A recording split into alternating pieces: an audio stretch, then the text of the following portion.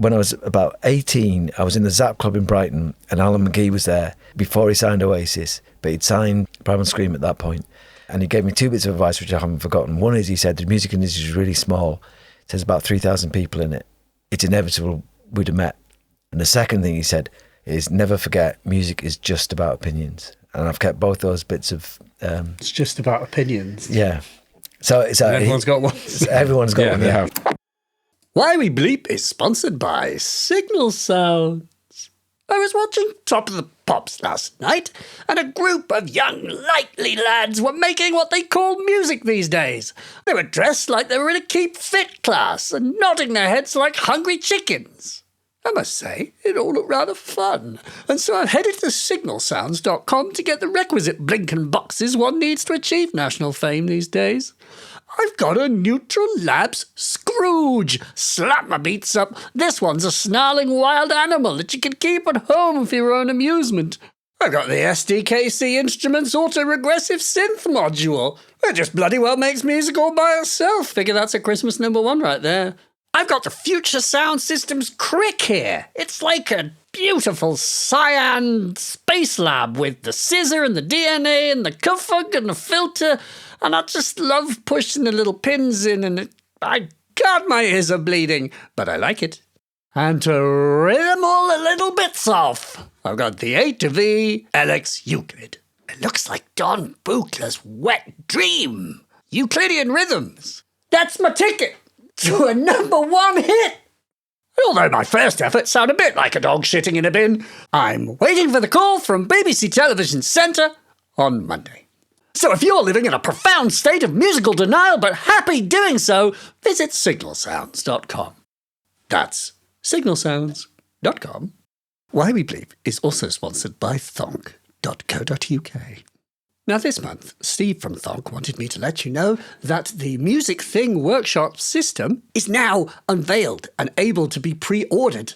My goodness, I have a minute to tell you about a thing that basically has been an entire 2 years of Tom's life. I will just say that I have one. It sounds absolutely amazing and is a unique, clever, thought-out thing full of clever little ideas befitting that most beautiful and clever man, Tom Whitwell. It will be a DIY kit exclusively available from Thonk, costing around £400, including tax. You still have to assemble and do the final soldering, but all the surface mount bits are pre-soldered, so what you do are the sockets and the pots, and then put it together. It's a whole system with 2 oscillators, beautiful sounding dual filters, a Stompbox-like interface, ring modulator, crazy minimum viable keyboard made of 4 buttons that does magical things that I don't understand, 2 shapers like LFO envelope generators, and a mixer. By the way, I forgot to mention the most important thing of all, which is it has the computer. The computer is Tom's new super module that has like these car keys that you plug in and will turn that module into different things as per your requirement, including it's got like a reverb module that's in there that also has a sequencer hidden inside it. It's got a cheering machine that's got scales in it. It's got everything. The computer can become anything, and you'll be able to download and flash things to the computer, and then it'll just be amazing, man. Yeah, it's going to be good. Pre-order yourself a workshop system if that sounds like something you would enjoy. So go to thonk.co.uk/workshop. Thank you. Why?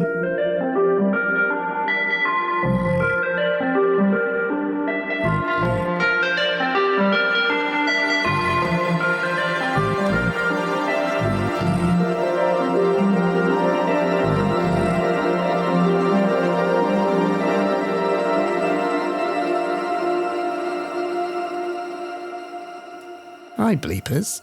Welcome. And today we're talking to a band called Utah Saints.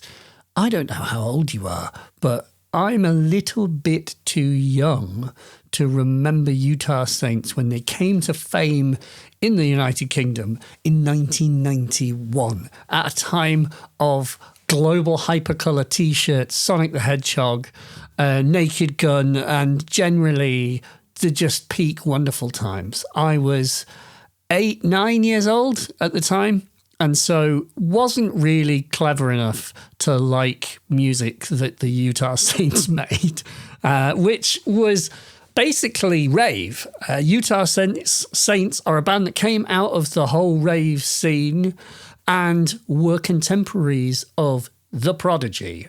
Literally at the time that Charlie was in the charts, Utah Saints were in the charts too.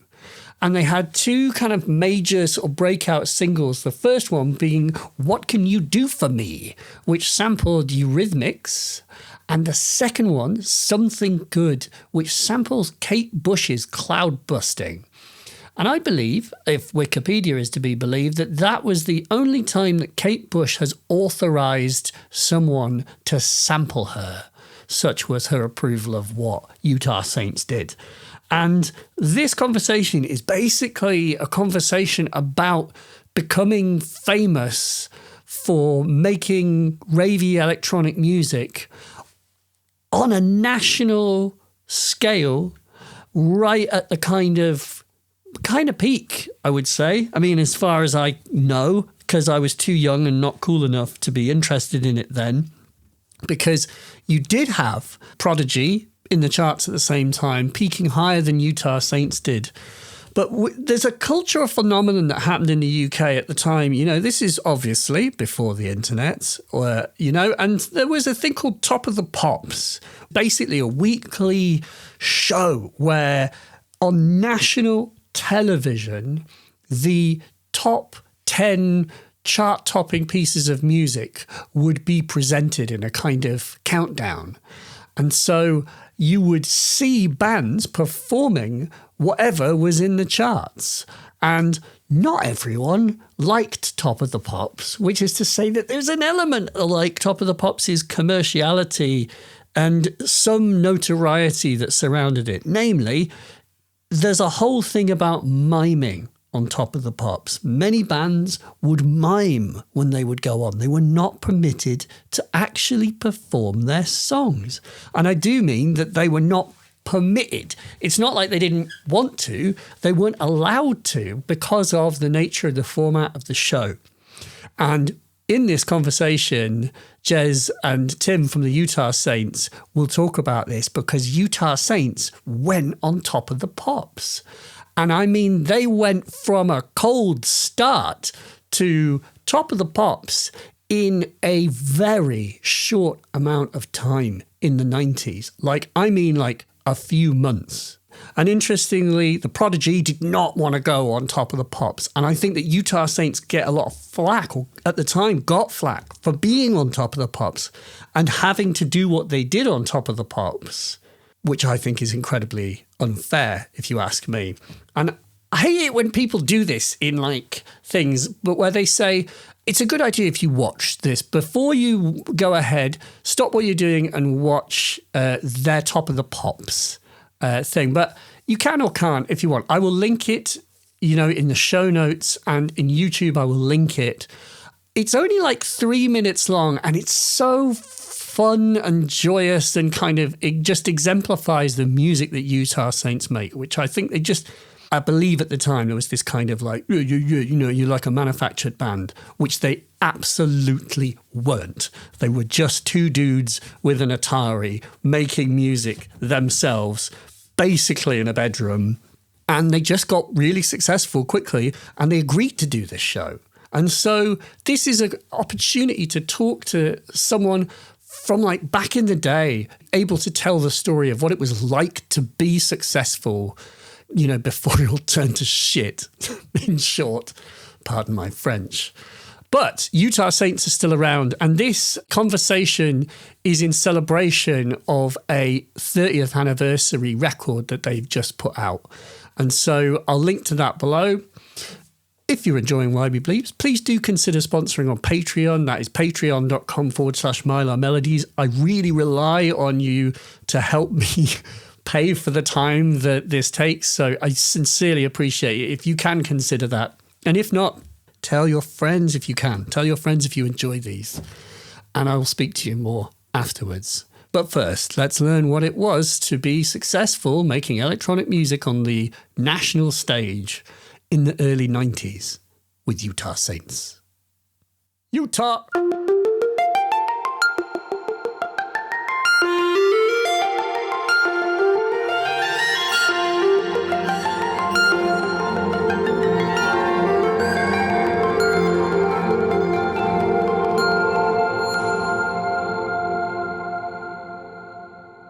Where is your interest in music coming from? And have you got like an influencer, someone, a family member or a friend or a sibling who is feeding you music? How do you both get into that? Right. So for me, getting into music, there's a couple of 3 or 4 pivotal things. One was basically I managed to save up some money from a summer job when I was about 12, 13. And I'd bought a little stereo thing which had a radio and a turntable built in and some headphones, and it meant that, and it was next to my bed, and it meant that I could put after I'd gone to bed I could put the headphones on and John Peel would start. Amazing. At 10. So I'd listen to John Peel for 2 hours, and then the BBC, this is back in the old days, BBC Radio 1 would go off air at 12, so I'd retune then to this is why I'm so sleep deprived now. I'd retune at 12 to Radio Luxembourg, and Radio Luxembourg used to play a mixture of a lot of dance music. Tony Prince was on there, who set up DMC, who's the dad of Dan Prince, who's carried it on and who writes for Mixmag and those kind of things. And there was a lot of dance music played on that, and I'd listen to that I'd fall asleep with that on. Because that went off the air at 4 a.m. and then just broadcast white noise. So I'd wake up at like 7:45 in the morning just with white noise in my headphones. So basically I had 2 hours of John Peel, which is a really eclectic mix of stuff, 4 hours of Radio Luxembourg, which was a lot of I guess, disco stuff and charty stuff, and then 3 hours of white noise. And that pretty much is what has gone into Utah Saints, really. That you described my perfect night. But also, I can still remember the excitement of hearing like metal. So I remember hearing Overkill by Motorhead, which was just drums on the intro. But at the same time, I also remember the first time I heard, I was on holiday, and I heard I Feel Love on the radio. Oh, yeah. And that altered my whole head about machines and what they could do. Because up to that point, I didn't really pay attention to synths and stuff or keyboards, or we had a piano in the house and that was it. But most of my musical education came from the radio. That's amazing. I'm like, that's such a good. And what year was this as well? Like, what year are we talking? So that'd be about just the end of the 70s, beginning of the 80s. Yeah, when you say you're hearing dance stuff, it's not the end of the 80s, is it? So it's like the kind of, you're hearing kind of what becomes dance music later. Yeah, and a lot of the canon before that of disco, which fed into it, and then the beginnings of electronic music, which was all new romantic stuff, particularly Dare. It was a massive album, The Human League. Yes. I wasn't particularly into the fashion of the new romantic thing. I did when I was at school, when I was much younger than that. I did like the punk. The punk lot just looked really exciting. Yeah. And also the other thing that has to happen was that I graduated from that into buying my first combined set of decks, which was a Citronic set of decks for mobile DJing, basically. And it had 2 Garrard belt drive decks, which is to slowly speed up, and a Citronic mixer. And I started off doing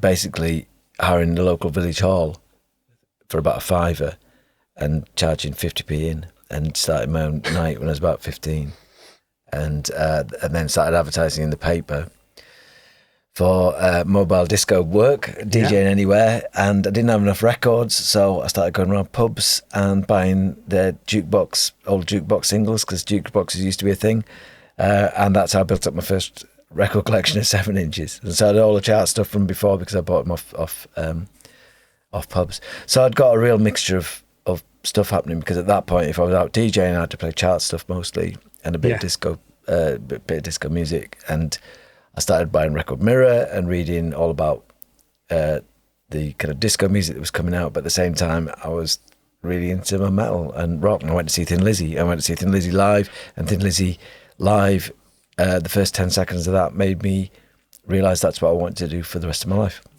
Be on stage and perform, basically. Yeah, Not necessarily with whatever. guitars. I didn't even know what it was, but the first 10 seconds, and I can still remember today because I was about 16 or younger, 15, at Newcastle City Hall, and all the lights went off. It went pitch black. Phil Lynott shouted out, "Are you ready?" And everybody went, "Yes," kind of thing. And then he shouted again, and then there was a drum click of, you had Brian Downey's sticks, 1, 2, 3, 4, and then they had pyrotechnics, the lights, and the sound, and the whole thing was so overwhelming that in that first 10 seconds, I said, whatever that is, that's what I want to do. That's amazing. And what year was that? I think I was 81. Yeah. Yeah, just before the end of Thin Lizzy. Tim, where do you go to, or what, from your beginnings, basically, how do you get to like 81? Whereabouts are you at that time? Well, I grew up I was born in London, but I grew up and then I went to school in Lincolnshire. Yeah. Just in a small town, really. And I'm just thinking then, when you asked Jazz that question, what was my first sort of introduction to music? Probably was my mum. My mum was a dancer when she was young, and then later on in life, she ended up doing like these in this town that was sort of village.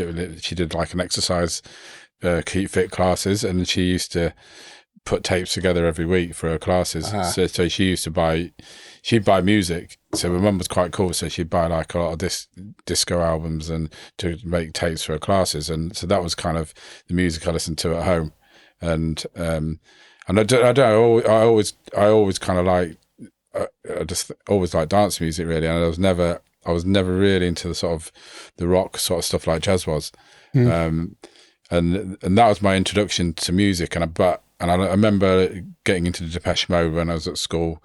And back then, with your pocket money, you didn't have all the things like video games to buy. You'd have probably £5, £3 for a week from my mum and dad and pocket money. And there was like a garage in our town that sold a bit of everything, but it sold the top 20. So I'd go down there and buy a record for 99p. Like one thing. Yeah. Like so you buy a single for 99p, and I remember just buying records, really, and I bought anything. I just didn't have to buy a record, so it wasn't always a dance record. I remember buying things like when Depeche Mode put Just Can't Get Enough, the first single, buying that. And I remember one week when Blue Monday came out, I remember buying the 12 came in, and that was a bit more money, that. So that was my first sort of 12-inch, really. And then probably when I was 18, I remember going to see Depeche Mode live in London. Yeah. That was one of my first bands. But at the same time, I got into hip-hop, and living in Lincolnshire, I was not a million miles away from Nottingham. And so in Nottingham, they used to put on, at Rock City, they used to put on these all-dayers. And they had like people like Mantronics, oh my God. They had Run DMC, Stetsasonic, all these bands would come over and do their early tours. And I remember going to those, and I remember that it was really interesting because that was the first time I saw Graham Park, because everybody goes Graham Park's like, Manchester Hacienda. But Graham Park used to work at Selector Disc in Nottingham before that even started, and he did a night in Nottingham called the Cool Cat. And I was underage, but I remember going to that night, and I remember seeing him DJ hip-hop at all these all-dayers. And at that point, then the whole electro thing kicked in with all the Street Sounds electro records. And I got hooked on those, and I just buy all those, and I just got into that whole thing. And some of my friends got into breakdancing, but I knew I could never do that, but I was always interested in the music. So and that's when I started to see the early sort of DJ stuff. And I remember I used to watch things like The Tube when that was on Channel 4, and I remember seeing Herbie Hancock do Rocket live, and I remember seeing Grandmaster DST, I think it was.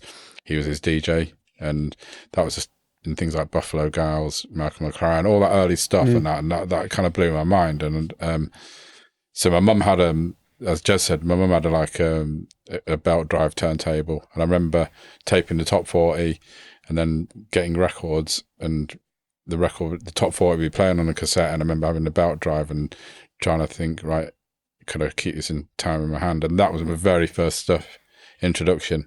And my dad brought me a realistic mixer from Tandy, which was, and I remember that was on a monthly thing, and it cost me like £6 a month. It did. It was the first mixer you could really get that had a crossfader, but it was like rock hard, but it was good. And I got that, and then I had a couple of odd decks, and that was my first sort of DJ setup. And then when I was 18, I got a proper job, and my first pay packet, I bought a set of 1210s. I stayed in my bedroom for 2 years while all my friends gave me grief when they were going out, and then I practiced and practiced, and I entered the DMC Technics mixing championships in '87, and that was the first time I played in front of a crowd, and I didn't come anywhere because I was so nervous, and I made record jump. And then I went back next year, and at that point I moved up to Yorkshire because I wanted to get out of Lincolnshire.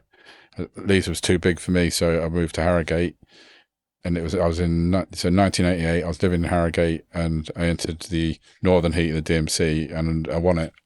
And then got invited down to London to go and play in the finals against the last 8 people, and it's just weird because I was like I was 18, 19, I think it was, and I couldn't get anybody to go with me, and I thought, I'm not going to win this. I've won my jacket. I'll kind of do and I didn't go, and I should have gone, but I didn't go. But I thought, I won my heat. I can now get a job round here, maybe DJing in a club. There was a club in Harrogate called 11's Club, and I got a job there, and I played all night for £30, and did that for a year or two, and then a friend of mine said there was another club in town, which was below a restaurant called Pinocchio's, which is an Italian restaurant. It was the only club in town where everybody could go. If you wouldn't get into any other club, you could guarantee to get in there. Is that a good thing or a bad thing? So it was a bad. It was a bad. Unless you were an idiot, idiots still didn't get in there. Yeah, you could. If you couldn't get in anywhere else, you guaranteed to get in there. So it wasn't the greatest venue in terms of decor or clientele, and it wasn't that busy. So most people probably got into all the other places. So we went to see him, and we hired the venue for Friday and Saturday, and did a house night on the Friday, and it only held had a license for 150 people.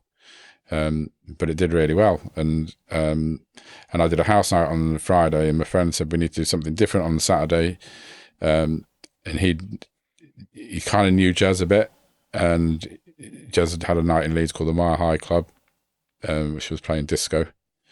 So we went across to Leeds, and I went across to saw Jez's night, and then Jez came across to Harrogate, and then that's kind of how we hooked up there.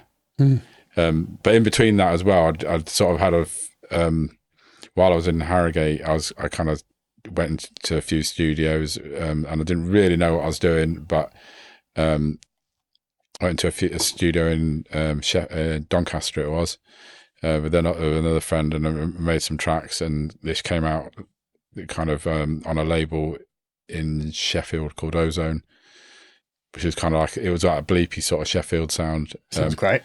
You weren't professionally taught how to make music or anything like that.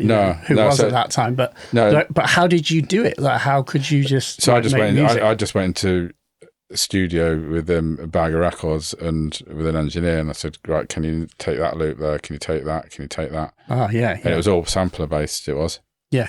So I just came at it, which I still do now, as a DJ head on, and not being musically trained or anything. It was, but I've always found that to be kind of an advantage, because Jez is, really good at music, and I've got a DJ head. So it's like, if you're a good analogy, it's like if you're setting up a bakery, you don't want to have 2 people who bake bread. You want to have one person that's good as marketing, one person who knows how the shop needs to look, then one person who's good at baking bread. How do you quantify like the DJ head? other than just simply DJ for like a decade and like learn what crowds love? But can you put it into words? Yeah, I can. And the best analogy for me is I always go back to say when you listen to like a Public Enemy record, you could, to me, a Public Enemy record, like a loop of their early stuff, is just kind of like a mashup. It's catching in a moment, so it's like loads of things playing at the same time. You know, that you could jam for a few hours and you could play records over top of it. And in that thing, you get 1 4-bar loop or 8-bar loop that's like, might be accident, but it's something locks up in there and it's like zooming in on that. It's like timing, just how things work together. And that's what I call a DJ head. Yeah, it sounds like it's having the ear for the moment. Yeah, it's like to me now it's like riding a bike, but it's like, you know, I could have a headphone on and I could have 2 records and I could be talking to you and then there could be noising over there, but one record goes out of time and I'll be talking to you and I'll just like bring it back in. Do you know what I mean? Yeah. And then I'll be locked on and it'd be like, but that to me comes over years and years of practice and then it's just something. So I'm kind of, Jez will tell you, I'm kind of anal about timing and like things. That doesn't sound like a bad thing. I mean, Jez, did you, in that time, had you started making music as well, or are you still DJing? I'd learnt piano for a little bit, for a couple of years, done a couple of exams in it. So I kind of knew roughly the ideas of chords and stuff like that.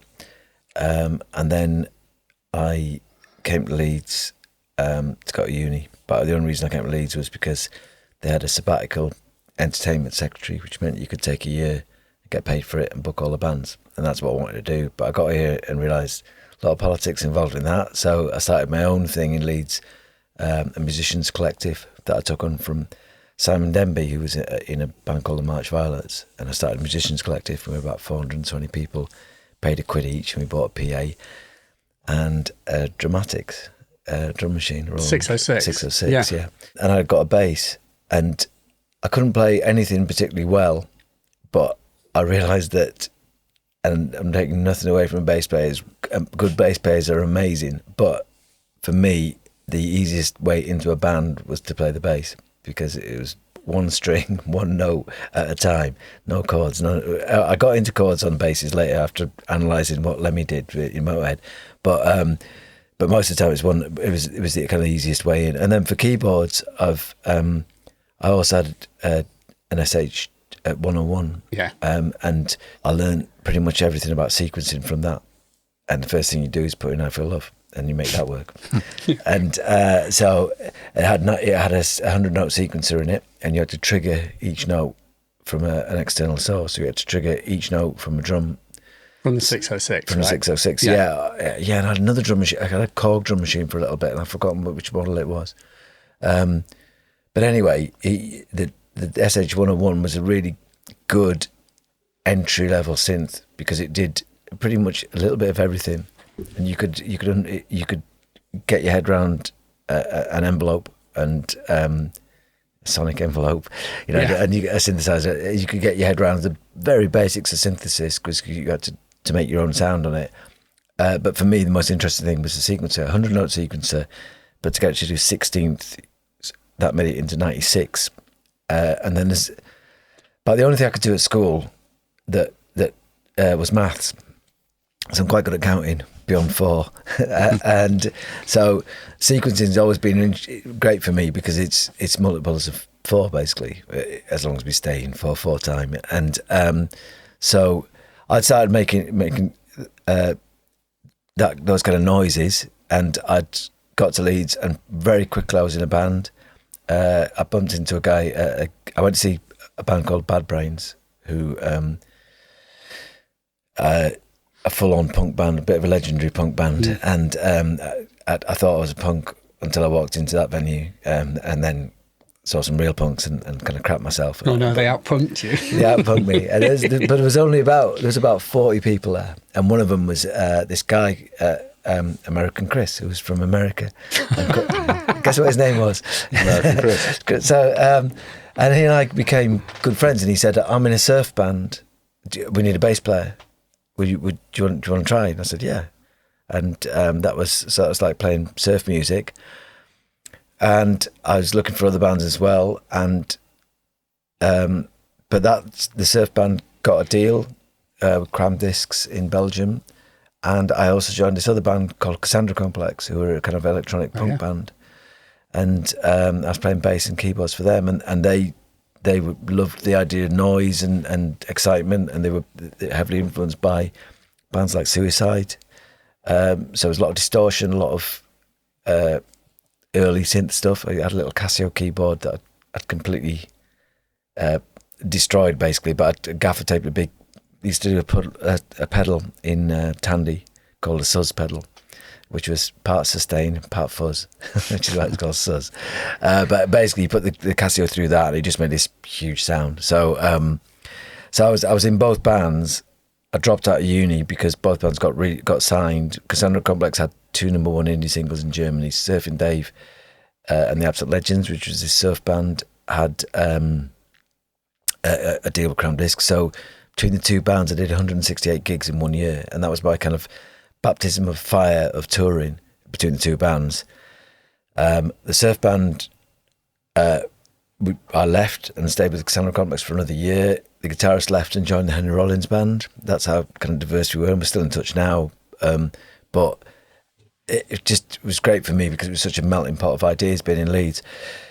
At the same time, to subsidise all that, I was promoting nightclubs in Leeds. So I was heavily involved in a club that became the Gallery, but it started off as a function room above a restaurant.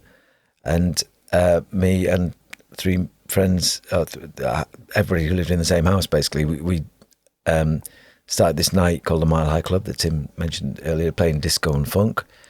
We did that on the Friday, and on the Saturday, George from Nightmares on Wax did his night, which was called Downbeat, and that was pure coincidence before U-Tales, before Nightmares on Wax. It was just, we were both putting on nights because that's kind of how you could make a bit of money. Because back in the day, people hadn't really cottoned on to the idea of going into a nightclub and external promoters in nightclubs. That it wasn't really a thing. So, and branding your own nights wasn't really a thing. It was just like... just club nights as yeah, such so were it'd be not like, a thing. Yeah, so it'd be like Thursday night at at Prism or Saturday night at Majestic or whatever it was. Yeah. So for us, we came up with this idea of the Mile High Club, which wasn't my idea of a name, but I liked it, and that was on Thursdays, and it was playing, and then Fridays, and it was playing disco and funk, and it just got bigger and bigger and bigger, and it was basically a student night. And then I became good mates with a guy who came in and bought the club, he bought the restaurant with the function room above it and turned it into a 1,400 capacity nightclub. Right. And he was a good friend, and I ended up overseeing 4 of those nights. Tuesday night, which was an indie night, Thursday night where I DJed, which was disco and funk, and then had 4 rooms, so it had a hip-hop room and a house room, which Tim started DJing, and then Fridays, which was called Bliss, where I got Tim into DJ, because that worked really, really well, because he's such an awesome DJ. And then I also promoted Mondays, which was called Armageddon and 10p a pint. So I didn't really need a music policy beyond that. The landscape feels so different now, especially in places like Leeds and in Harrogate as well. I'm like, is there a club in Harrogate anymore?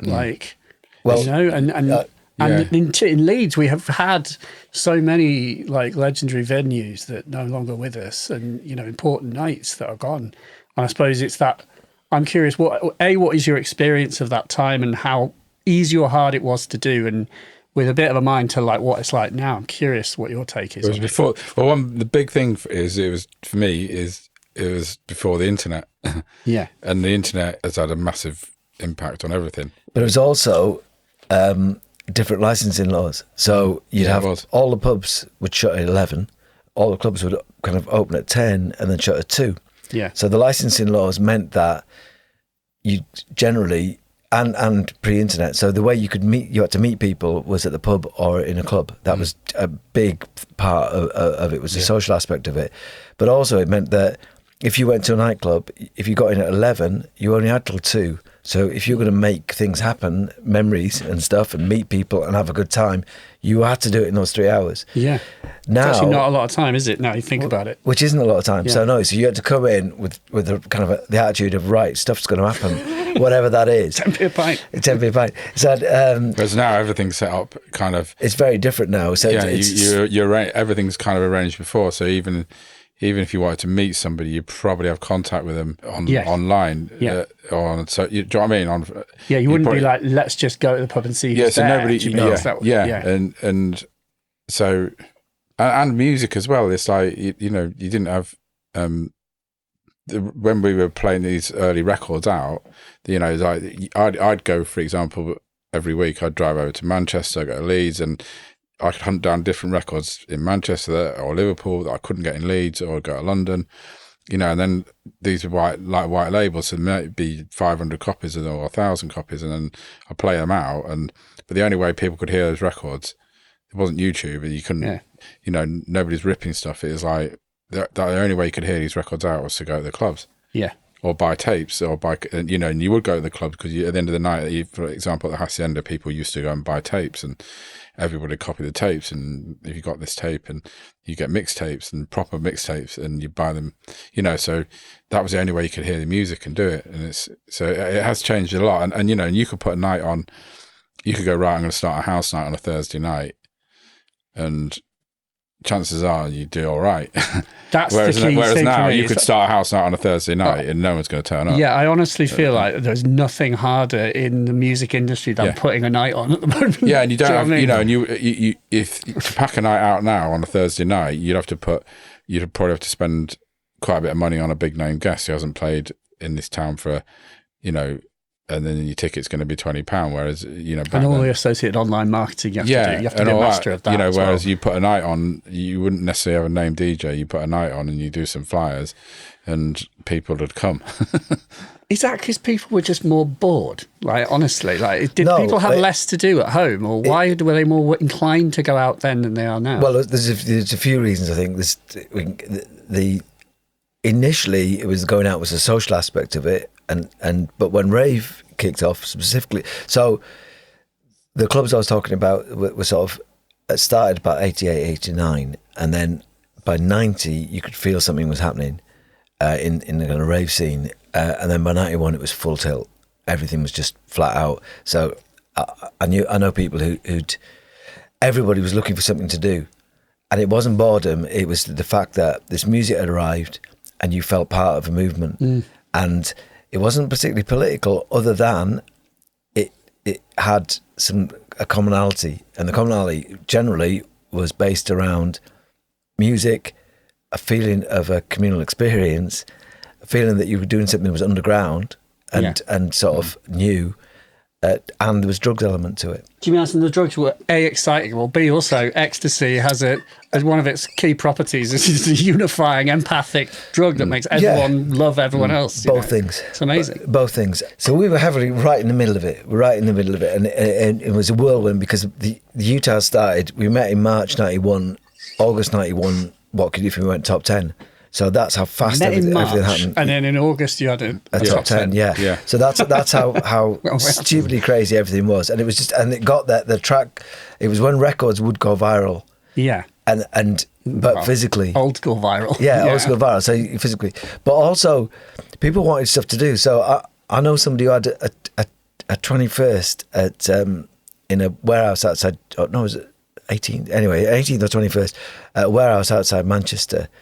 And they decided that it was on a Saturday night, and on the Friday they thought, we've only got about 100 people coming. Maybe if we give out a few flyers at the Hacienda afterwards when people are leaving, we'll get another 100 because this warehouse that was someone's dad's warehouse. Anyway, got about 2,000 people turned up, police helicopters, everything just went wrong.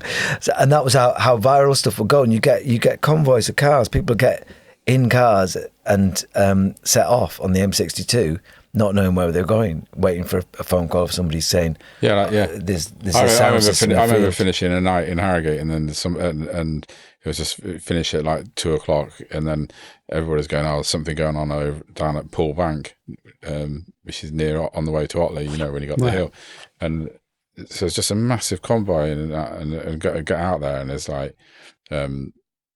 There's a helicopter, the police, cars parked everywhere. It's just crazy. It was, and then going to things like services on the M62, 3 a.m, 4 a.m, meeting cars, and then going on to another place. It was really exciting, you know. And then it's an adventure, right? I mean, that is fun. The last thing we all want to do is sound like go, "Oh, it was better then," because we don't say that. We always go, we're all really positive about anything, and it's just different now. And it's like, for instance, my daughter's in Ibiza at the moment, and with her friends, and they all go to a club, and they will pay. They'll all put like 100 quid in, right? And then to get there, they don't think nothing of spending 1,200 quid on the table, right? So 12 of them, they'll put £100 in. Then it's got a table in the club in Ibiza as a one-off thing. As a one-off thing, but it's an experience, and and the minimum spend is £1,200 on alcohol, right? And it's like, and I can't get my head around it, but that's but that's natural, and it's not. But they'll have a great time, and they'll see great DJs and all that. And it's just different. But but back then it was like flyers, £5, £10 in, and no, it wasn't about. It was capturing that moment for yourself, but it wasn't about capturing that moment on the phone, on Insta with everybody, the camera, And I know that's a big issue for a lot of people at the moment. When you phones in clubs and that. There wasn't phones in clubs, and I'm really grateful that I kind of get to experience both things. And I'm not going to say one thing's better than the other, because you sound like an old git. It's brilliant at the moment, because when I see what that's lost at being in, because being in the raves, the sound systems sometimes were terrible. Yeah, and you trip over. It was muddy. It was just it was not always a great experience, but there were really positive things about it. But there's now, you pay a lot of money, but you go to these clubs which have put on amazing production. Like, you look at the Eric Bridge show with the holograms and all that, and that's awesome. And so it's not, that never happened then.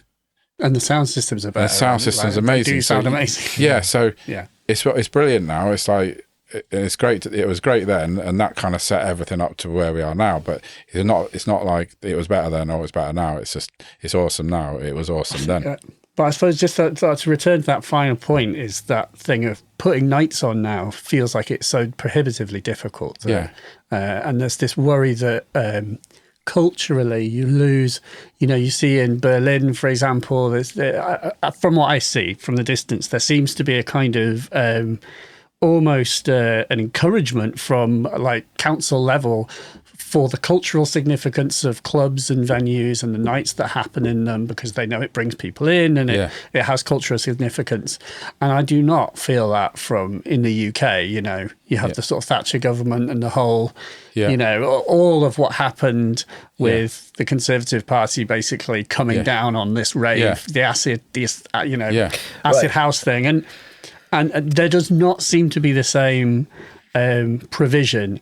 For example, there's a thing happening right now where Cosmic Slop, which is a night in Leeds, an amazing night, a great night, and that there is a building next to it where there are planners moving in. It's for the benefit of everyone who may be listening. And the planners moving in are converting it into luxury flats potentially. And from that potentially comes noise complaints from people who've moved in after the club was created, Yeah, that is getting... Those sorts of things. The law is changing a little bit with Agent of Change, which is around that, exactly what you just did. Yeah, it said it's harder for people to move into flats and then complain about existing noise. That said, there's a lot of money around flats. So there are a lot of instances like that. I'm with Cosmic Slop, and the whole Mapgate setup that they've got down there. I'm hopeful that there's enough of a movement behind that to rescue it. Going back to your point about raves back in the day, Criminal Justice Act properly came in around about 94, which put an end to a lot of things. There was so it depends how much detail you want on this, but the socio-political backdrop to rave was a kind of global thing. If you zoom out quite a lot, you can see that the Berlin Wall had come down. Tiananmen Square happened with the famous iconic image with a guy with a flag in front of a tank that everybody has probably seen. Yugoslavia was splitting up as a country into Serbia, Croatia, Macedonia, and the other one. Yes. So, I'm not an expert on geography, but there was a lot of movement. And then what you had in the UK was that rave at one point had been kind of pushed by the media as being this sort of exclusively British idea, and wasn't it great that the kids were going out dancing again and sort of like a kind of harmless thing. And literally you had some of the media selling the T-shirt, the smiley face T-shirts. Oh, wow. So the Sun basically was selling a smiley face T-shirt and going, come and rave type of thing. But it got to a movement where, it wasn't a movement, but it got to the point where there were 2 million people, they estimated, going out every weekend to raves. And that, from a political point of view, is potentially, had someone come along and politicise that in a certain direction, there might have been trouble. And that's what the government were worried about. I used to think it was to do with lobbying from the drinks industry because no one was drinking, because everyone was taking drugs. But I think there was probably an element of that. But I think actually they were worried that there was such a big group of people, if it was politicised, it would go a certain way. They brought in very draconian laws, in my opinion, which are still used to this day, where if there's like 12 of you and you've got some music playing and you happen to be in the middle of town, technically you could be accused of preparing for a rave. And that is a criminal offence. So to prepare for a rave is a criminal offence. How dare you? So all that was brought in, and it kind of stopped things. But I think from that, you always get innovation when you get things kind of clamping down. So at the moment, clubs. And again, for reasons, it's not just political reasons and developers' reasons and money and things like that. There are cultural shifts in terms of how people use music, nightclubs, but I think there's a swing back now, just starting to a need for authenticity and a need for communal, a feeling of being a part of a community. And that is quite hard to recreate. The feeling of a club, of everybody going the same direction with a piece of music, or a film in a cinema or whatever it is, that communal experience is very hard to replicate artificially and online. So we're going to need something. It is also, lest we forget, how music was appreciated for only the entirety of time before the records came out. Yeah. So the idea that isn't the default mode is bonkers, Yeah. And so I think you're right. We have to get that. It will never go away. I mean, but it remains to be seen if there is some form of technology that can kind of, be it VR or other things, there may be ways that can recreate communal experiences. But I would agree with you that you just have to have people in a room. Well, to take it even further, with the and we're going well down the rabbit hole, but with the advent of AI, then we are potentially heading for some kind of existentialist kind of impasse, where you have to think about what does it mean to be human, what does it mean to be to work, what does it mean to be alive, what should we be doing, and that's going to be a really interesting discussion. Yeah, right. Yeah, proper deep there though. Sorry. Oh, well, that's good. So you mentioned there was this like 5-month period, or whatever it may be, from March to August, where you two meet or had met, and you knew each other. Obviously, you were booking Tim to play. Tell me about the genesis of the band Utah Saints and how you wrote the music, and how you came together and what your vision was for it, and then how you made it. How did you make it happen? Very first thing was, like I said, I met Jez in the club in Harrogate, and I started going to his night, and he'd come to my night, and that was actually before. So Harrogate was before I started playing in Leeds. Jez was doing the nights in Leeds, but I wasn't actually playing in Leeds at that point. So I was just doing my Harrogate thing. But Jez would come across to the house night, and one night he brought like a cassette across and said I'd knock this thing up in my room, because Jez had Jez was lucky enough to have a little setup of an Atari and an Akai and a little desk in his bedroom. That your personal, Yeah. that was your own personal rig separate to like the 606 and 101. Yeah, Yeah, there was like, after that, yeah. So he came across and he had this cassette, and it was like the bare bones of a pretty good version of what it could do for me, because I listened to it. I thought, that's wicked. That I'm going to drop this. I played it in the middle of the night next to, like, I was playing on vinyl. I had a cassette, and I dropped this track in. I couldn't mix it because it was on cassette, and I played this track in the middle of the night to see how it sounded, because I thought it was really cool, and it sounded really good, and amazing. And I was like, right. What's the reaction to the? No, it was really good, and I just again going back to DJ and listening to records, I thought, oh, this has got something. So I hijacked my way onto it with him. Said, right, and can I do some work on it with you? And we ended up going in the studio together. And I came over to Leeds, and we went to a studio called Lion Studios on Air Street. Right. She's no longer there. With your Atari? Took everything out of Jez's bedroom, because it was a proper studio that had, it didn't really have a lot of like electronic stuff. It had like a MIDI keyboard in there, it had an M1, I think, and it had an Atari in there. But and it had a proper live room, so we just wanted to use the desk and the NS10s to make sure it sounded cool for the radio, and so we went in there, took everything out of Jez's bedroom, and brought it down, and spent probably 2 days in there, and made it into a finished record. Did you rearrange it, or were you and you were also stemming everything out from the? Are you doing like multi-pass? Like, are you tracking it to tape and then layering it? Or? No, there's no tape. I'm not a fan of tape. So basically, I'd had my own label up to that point. Tim had tracks out on Ozone, like you mentioned. I'd also had tracks out on Red Rhino, who were based in York, a big distributor, and I'd got these contacts from Cassandra Complex and the Surf Band, so we were doing our own. I'd got this band before the Utahs called MDMA, which was a name that we chosen. Keith, the drummer, who ended up drumming for Utahs, he kind of came up with it, I think.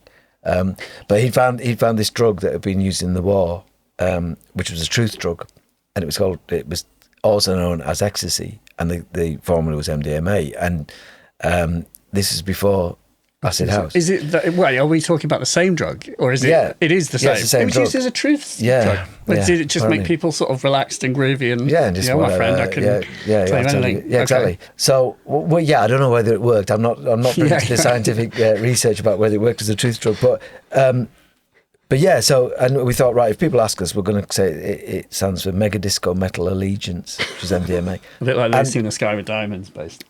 Yeah, exactly. But I'm quite proud of the fact that we had that as a name, because the acid house thing hadn't kicked off, ecstasy hadn't kicked off. It did about 6 months after we got the name, and that's why there's never been another acid house act with the name MDMA, even though it's a fairly obvious name, because we had it. Yeah. So that band had split up, and I'd got myself in a position where I thought, right, I'm not going to. I'd seen what Henry Rollins had done with his band, and he'd left Black Flag, and he'd become Henry Rollins, and I was thinking, right, he's become a thing where everything's in his control a bit more, and I'd been in bands where everything felt not in my control. In fact, it felt the opposite. It was out of control. Yeah. So I thought, there's not a lot of job security in a band where I'm not a very good bass player and I'm not a brilliant keyboard player. So with Utahs, I don't want to be a singer, but we need a solution to that. The sampler arrived, which was awesome, and I thought I needed a different, like Tim made the analogy earlier with the baker, I thought I needed a different skill set to work with. So I tried working with a DJ from London, and I'd been in the studio with him, and it hadn't really worked, it hadn't really clicked. And then Tim said, oh, why don't you work a bit on my track, which is the B-side of What Could You Do For Me, and I'll work a bit on your track, and we'll work together. And we went in the studio, and to this day, when we go in the studio together, or when we're doing anything, like we're out DJing or performing or anything, both our games go up when we're working together. And we don't know why, but we haven't really questioned it, but both our games go up. Yeah, because we've done other things, like even when Utah's been together, just like separate little projects, and it's kind of near nothing on the size of Utah's, really.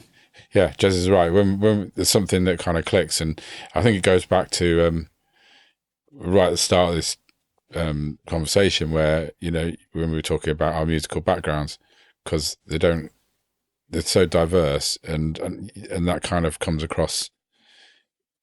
I always thought our records as Utah's earlier, always sound different to everybody else, and because we don't just take influences from dance music, and we took influences from everything, and you can hear Jez's background, and then you can hear my background, and it's kind of like a unique thing. So we never really question why it works. Just think it does work, and we kind of both respect each other's opinion enough not to. We just go, cool. We don't really argue about stuff, and it's just like we've never had an argument about stuff. A band fallout. It's just like we always come to a solution, because there's always a solution to everything. Jez is right, because when you're in a band as well, I've been in situations doing stuff with other people, and it's like everybody's got to get their part in, and sometimes it can be an ego thing. So the drummer's got to get his solo in, the guitar player's got to get his solo in, and in this, we might have egos that are so huge, both of us, that it's not a big deal, or we've got no egos. I don't know which one that is. Do you know what I mean? Yeah, I totally get it. Like, it sounds like, you complement each other in that sense. And I've never worked with someone else in the studio, so I don't know that experience. But I know there are I think of like Two Bears as well. Yeah. Is it Two Bears? Like Joe Goddard and Raf Riddell, like, both of them, similar sort of thing. Like, one is more technical, the other is less technical. There is a difference of skill set, and that those two things work with each other. But then I think it surely is like just people, you two as people get on in a way that you are compatible in a way. I just think you can have I think everybody, no matter what you do, I think not everybody will be lucky enough to find it in their life, but I think everybody's got a ninja skill at something. Yeah. Right. And some people find it and some people don't.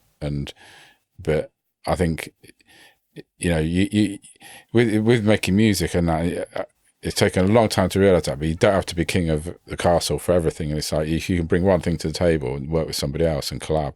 And it's like we've got a friend like Matt Milligan and Ollie, whose studio this is, and they're both really good mix engineers. And you can see like all their outboard gear, and they're really geeky about it. Me and Jez are like, what's more important to me and Jez is that we got a track cycling around 16 bars in Ableton, and it'll have 5 things, and there's an idea in there that like can work, and it's got a hook in it. That's much more exciting to us than spending 3 hours looking at a kick drum on a screen. And idea. So we'll have that kick drum cycling around. It'll take us 2 minutes to put that in, 10 seconds probably, and we'll just use a kick, and then we'll get an idea, and that idea, then we'll bring it to somebody who's like, we'll make that kick sound amazing. But for a long time, I thought I've got to learn how to make that kick sound amazing and spend ages, but I don't anymore. You're reflecting the idea. I mean, and that comes across, like, listening to those records, like, they are just very like bombastic and fun, and immediately like gettable as well. Like, you don't, and it's like a fully formed thing. It doesn't sound like there was a sort of, you didn't have like the early years where you're like finding your way. It was like, no, like we know exactly what we want to do, or at least. And I suppose my question is, how did you write those tracks? Because like, I know that they're, with sample collage and with the equipment, you don't know, especially with regard to sample collage, like you often will not, I mean, this is speaking personally, and so please correct me, but I would not necessarily know what I intend to create with that. And that which is to say that you're going to be led by the equipment and almost a sense of, I'm just going to sit down and see what I can make today with this sampler and this Atari. And so I suppose my question is like, how do you arrive at such a definite idea, such a well-formed and catchy thing, when you could have done anything? Well, that's always a challenge, to finish anything. That's always been a challenge for us. That's why we've had 2 albums in 30 years. It's terrible.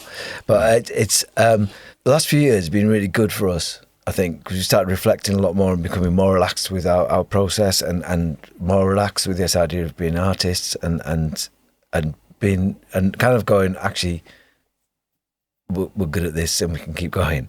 Basically, we've been out every weekend this year since May, DJing and connecting with people, and that's through music. So it's not because we're particularly I don't, you know, we know what we're doing basically, and so it's taken a while to get into that headspace. Back in the day, the process was very much like Tim was saying about DJing. When you DJing, you and both of us do DJ. He's just a lot better than me, but depending on how you frame it, there's a skill set in selecting, but technically, definitely selecting. I can select disco and funk and stuff like that, and some metal. But he's much better than me in selecting other things. But you have to process a whole heap of stuff and dissect chaos. So you have to separate out your brain.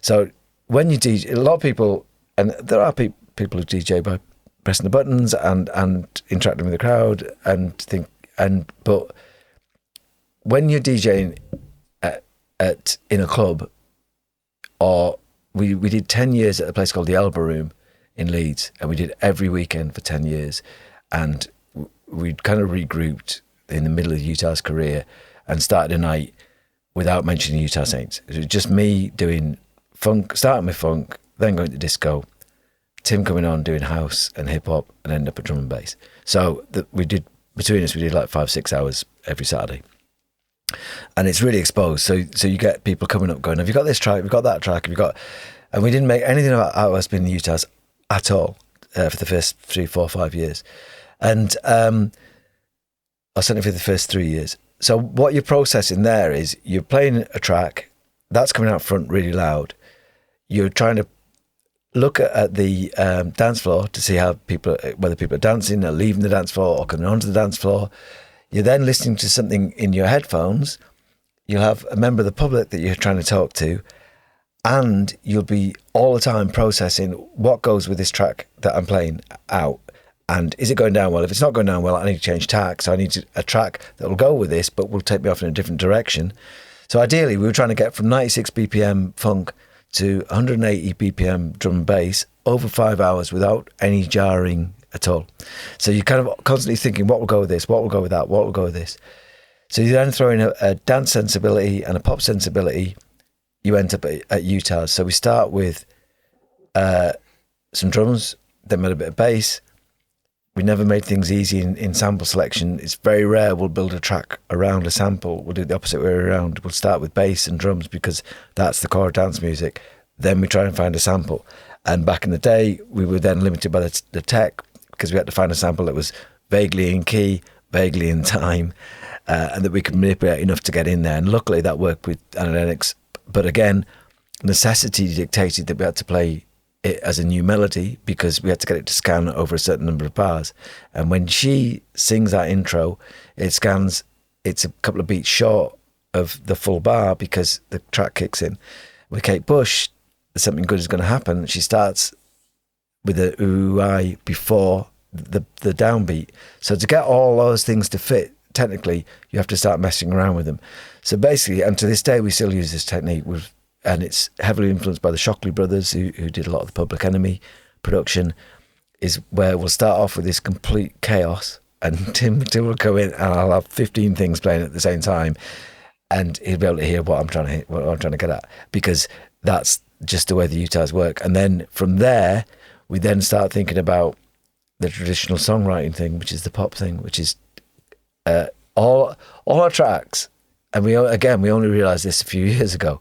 The first 3 big singles that all went top 10, Something Good, What Can You Do For Me, Something Good, and Believe In Me, have all got big intros on them. So you couldn't mix them. So when our tracks played, accidentally they had a sense of occasion because you had to stop one track and start ours. Yeah. I'm a strong believer in being able to recognise a track within a second or two of the intro. So you have to go, oh, I know what that is. So that, and then we structured them in a verse, chorus, middle 8 bit, middle 8, chorus out. And all those things just were a combination of naivety, thinking like DJs, but acting a bit like musicians, and the kind of chaos of thinking like a DJ, but trying to make pop tracks.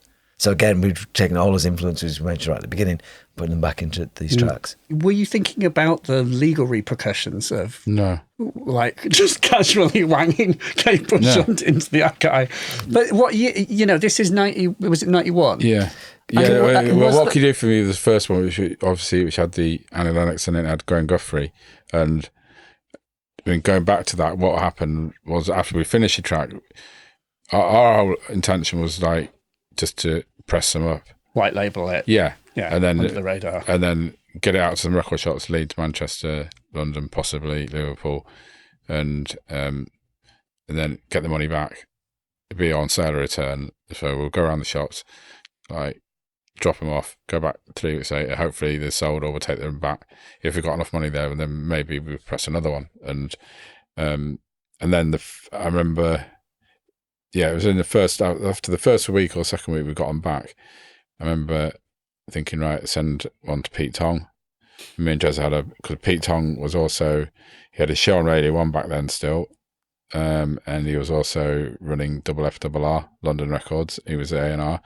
So we sent one to him and I had a little bet to see if he'd play it or not. I thought he would play it, just wasn't just sure. So you were confident in that. And I remember driving between Harrogate and Leeds on a Friday night, and it came on Radio 1.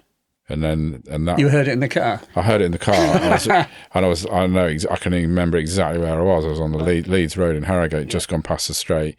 I was at the traffic lights, and and I heard it there, and I remember, I thought that's amazing. He's played. You wind down the windows, like, just it was amazing. And then that is amazing.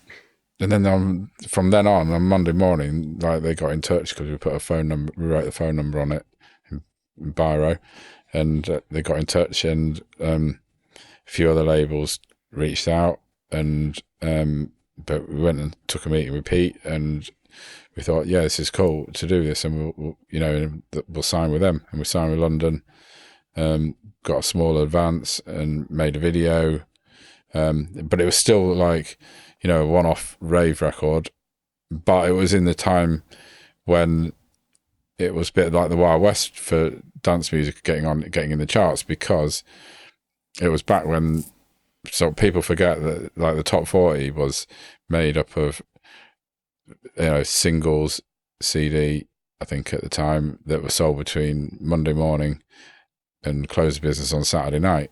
And going back to people like myself and Jez, who would go out and buy records with pocket money, and that's how people brought music, because you didn't have Spotify and you didn't have, so everybody, dance scene was big. We didn't get a lot of Radio 1 support. We got some specialist support in the evening session. I think Mark Goodyear was DJing at the time, and there was a big buzz on the record, and the record came out, and and it went top 10, and then the next minute we're on Top of the Pops. So it happened really fast, that. And wait, so hang on. So, but that was at a time when you got things like, so there were people making records like the Prodigy, SL2, and all these people, and they were kind of coming out on. They were starting life in raves. Underground music was signing, and it like XL was like an independent label that they're putting out stuff like the Prodigy, and it was like, and these records were coming out, and next to major artists like big bands, like we were signed to the same label as like Faith No More. I remember their record came out the same week as ours, and and the record company had big video budgets behind it, and then there's these two guys from Leeds who are hiding behind a logo, and they're coming in like at the same place in the chart, like one place above them. Do you know what I mean? Yeah. And it's like delivered us a record. Yeah. And then being put on Top of the Pops and having kind of imposter syndrome because we shouldn't have really been there, and then being told by the producer on Top of the Pops coming down and saying, first thing when we turn up, they're like, where's the singer kind of thing, because we got female vocals coming out, and me and Jez are like, well, we're not having someone mime the vocal because the sample was Annie Lennox, or it's Graham Guthrie, or it's Kate Bush, and it's coming out of the sampler, so we need to make the sampler the focal point. I'm a DJ, so I'm going to stand where the lead guitarist is. Do you know what I mean? And also the whole Top of the Pops thing, I really want to dig like that whole stage up, because people can go and watch this online. I mean, I've watched it. It's amazing. And it's like, were you the first people to do something like that on Top of the Pops? Like, what is the first kind of rave, can we say is... There was a lot of dance acts going on, but as Tim says, the kind of general fashion would be to get a singer in to mime whatever the sample was. So, just some random or like B Top of the Pops was seen as kind of establishment and a bit cheesy, so bands like Prodigy just said we're not doing Top of the Pops. Really? But their video, I think the videos were on. Yeah, but our view was always because that was our introduction to music as well. We should say, for those maybe watching or listening to this who don't know what Top of the Pops is, like, would you... can you sum it up, like, its cultural significance at the time? Yeah, basically, Top of the Pops was... man, it sounds so dated when you say Top of the Pops, but it was the charts on TV, and there wasn't a lot of music programming on TV. There were only 4 channels at that point. Prime time, 7 o'clock on a Thursday night. No internet, so you could pretty much guarantee if you were into music, you would watch Top of the Pops at 7 o'clock, and we'd both watch it since we were kids. And your mum and dad would watch it. Yeah, and it was everybody watched it. Exactly. Yeah, it was always a talking point on Friday morning. Did you see? Like I can remember when Culture Club were on, and it was like, did you see Boy George the first time? Did you see this? And it was a big talking point. So, we had an opportunity to go on. Do something different. And and whether people thought it was shit or like it was amazing, we didn't care, because it was absolutely primetime, mainstream. It was mainstream. It's like the week's biggest music program. The bands that were on Top of the Pops had made it, and I mean we were on with some enormous acts when we got to Top of the Pops. Like Tim says, I can remember walking onto the set of Top of the Pops, and it's quite an emotional experience, because you work all this time in music. You want to make music your career and your job, and there's definitely going on Top of the Pops felt like you suddenly legitimised your job. I needed my dad to see it to realise. There's 2 things I needed my dad to realise that I've got a proper job. Was your record for sale in Woolworths. Yeah, and to be on Top of the Pops, and then that was at that point. That's like, right, okay, I take it seriously. Yeah. So that show, that stage setup, talk me through how you. Was that the first time because you would have played live before? Well, you must have put that together for that show, maybe. So the backdrop to it was Utah's happened very, very, very quickly, and so the track had gained momentum, and we started getting booked for a lot of raves, and with the raves. We were uncomfortable miming. There just wasn't this kind of authentic thing. We should also, just to preface, there is a whole controversy about Top of the Pops and miming. That's like a big thing. You have to mime. It's interesting because somebody put it up the other day. I like our record label put up a Top of the Pops performance, and I'm there like with the turntables, and some guy's gone laughing emojis going, what's the guy on the turntables doing? And I don't normally respond to stuff, but I just thought, well, yeah, there was no kind of facility to do it live. You had to mime, right? So my reply was well, I'm just having a laugh on a good day out at the BBC. So was it mimed, and were you able to perform any of it live? No. What were you told? Right, so the backdrop was the raves thing, and we kind of thought at that point, as soon as we started getting offered PAs, I think the first one we did was just me and Tim with a couple of keyboards, pretty uncomfortable for both of us, I think, because they weren't. Do you mean as in it was hard to make it work? Or well, yeah, because the keyboards weren't plugged in, and for me as a performing musician, so you had to go and play, and you were just basically playing off you tape. Can't make any noise, So that was the first thing. So when we started doing raves, we took out a stand-up drummer, a keyboard player. I had a MIDI guitar and a couple of other bits, and Tim had his turntables. But trying to set that up in the chaos of a rave, oh my god, was tricky, because especially when you start doing 2 or 3 in a night, which you did. You'd like do one, at maybe 11 o'clock, and then you drive for 3 hours, and you'd rock up for the next one at whatever that is, 2 o'clock in the morning. You do another one. Yeah. And I can still remember someone down in Essex going into a rave at 5 in the morning as the Prodigy were coming out of the rave at 5 in the morning, because they'd played and we were about to play. So, and you got like 10 minutes to set up this. So it was all a bit chaotic. So got to Top of the Pops, and we'd had a bit of experience as initially a 4-piece of how to present it. We kind of sort of half knew how we wanted to present it. We had no stylists or anything like that. It was, you get the Top of the Pops, and some of the acts have got stylists there, and someone to do their hair, and it's really short notice, obviously, because you get your chart position on Sunday. We didn't know if we were going to come in the charts. They tell you they tell you the midweek chart position, so it was looking good, and then the chart comes out back on Sunday night. And then you get a call on Monday afternoon to let you know whether you're getting Top of the Pots, and they're filming it on Wednesday. So if you get a call on Monday going doing Top of the Pots, then you've got Monday night to kind of go, shit, we're doing Top of the Pots. Tuesday to organise it, and then Tuesday night the record company because they think you maybe, I don't know, irresponsible that they won't make it. They want you down in London on the Tuesday night in a hotel to look you up and down. Yeah, because you get a call for the studio for Top of the Pops. It's like 9 or 10 in the morning because you're there all day. So you have to go to TV. Then the first Top of the Pops was at Television Centre, which is no longer there. Were you hauled down on Tuesday to perform on Wednesday? Yeah. And you had to create a live show. Yeah. So they go, right, we need the playback mix, because they kind of send you they go, right, it's going to be, they're not going to play the whole track, so maybe it's going to last for 2 minutes 30. So have you got an edit? We'll get an edit together.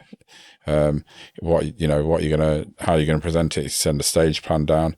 So we were like, right, well, we ordered a load of Marshall stacks, and we ordered Atari, computer, TVs. I saw that there's like a hire sticker on some of the gear as well. It's all hard in, yeah. So the TVs look great, and there's like logos. Yeah, so we sent some logos down, and we just sent a load of stuff, and we kind of rocked up. And believe it or not, that was seen as, I mean, it sounds ridiculous now, but it was cutting edge tech that we had with those TVs, because basically we were trying to get, as Tim said earlier, we're trying to hide behind the logo a bit and behind the kind of whatever we could hide behind.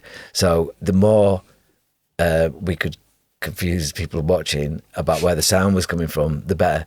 So we had the TVs with as much cutting edge. Those graphics were just apparently cutting edge at the time. Now like flashing, but it's like it's 1991. It's perfect. Exactly. So there's that, and then we wanted to set the Atari up so it looked like it was doing something. We had the deck set up. I was eyeballing the Atari. I was like, what is something that is on? It has a mouse. There's a mouse extension cable. Someone cared about setting something up. Yeah, it's running Cubase, I think, as well. It did look like Cubase. It wasn't Creator or anything. No, it would have been Cubase, but it's. It wasn't your Atari or. No. And it was. There was a close-up. I think we probably took the disc. It was probably our Cubase that was loading up on there, and it was probably a hard Atari. And we wanted to do everything a little bit differently. So that's why we'd have an Atari in the back, even though you couldn't use an Atari Live, because the minute you start loading a track, it bins whatever it's got in the memory. So you can't have more than one track going, and you had this big gap if you were trying to use it live. But we had the Atari set up, and then we had a stand-up electronic drummer, because it's always good to have someone hitting stuff. Playing the Simmons pads. Yeah. And then I had some sort of guitar because I want to be a Motorhead, and just so that's you with the guitar, like So I'm looking at that. I'm like, what is that guitar doing? Yeah, I know. The guitar wasn't doing a huge amount, but I was a big fan of, like, particularly obviously Phil Lynott was the bass player of Thin Lizzy, and Lemmy Motorhead, but also Peter Hook.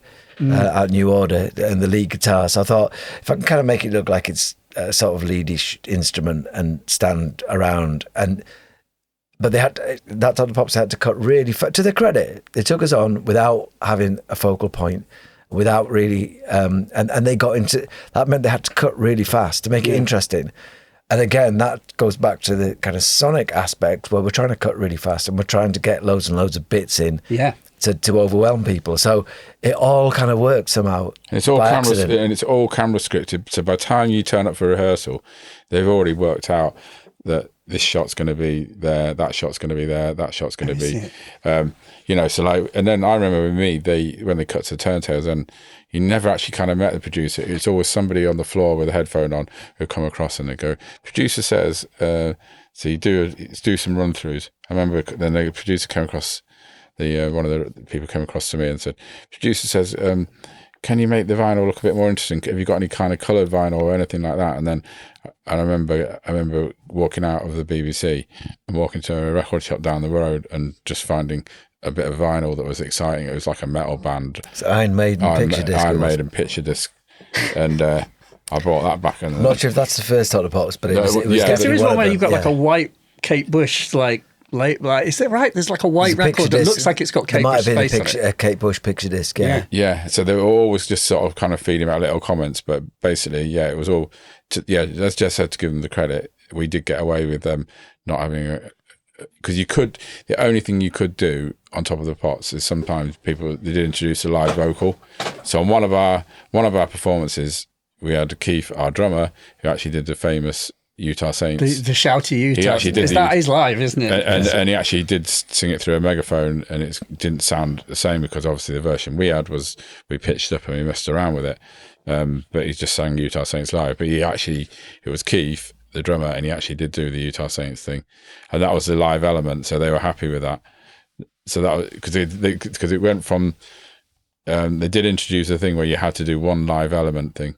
And the live element could be a little bit, one vocalist, maybe because they were getting a lot of backlash. Yeah, I'm struck with like how fun and it worked. Like I think it's like you watch it now and it's like it's fun. It was a good. That was to me just seems like I can't believe how well it was pulled off in such a short amount of time. And it was the thing is, and it's not a big deal now because it's not a big deal being on TV now because you've got so many channels, right? And if you want to be on TV, you can be on TV. This is on TV. Yeah. And this is on TV. But back then, it was a big deal being on telly. You were literally on a quarter of all available television at that time. And anybody who's into music would watch it. Even if you were into underground music, you'd end up watching Top of the Pops because it was music and it was on TV.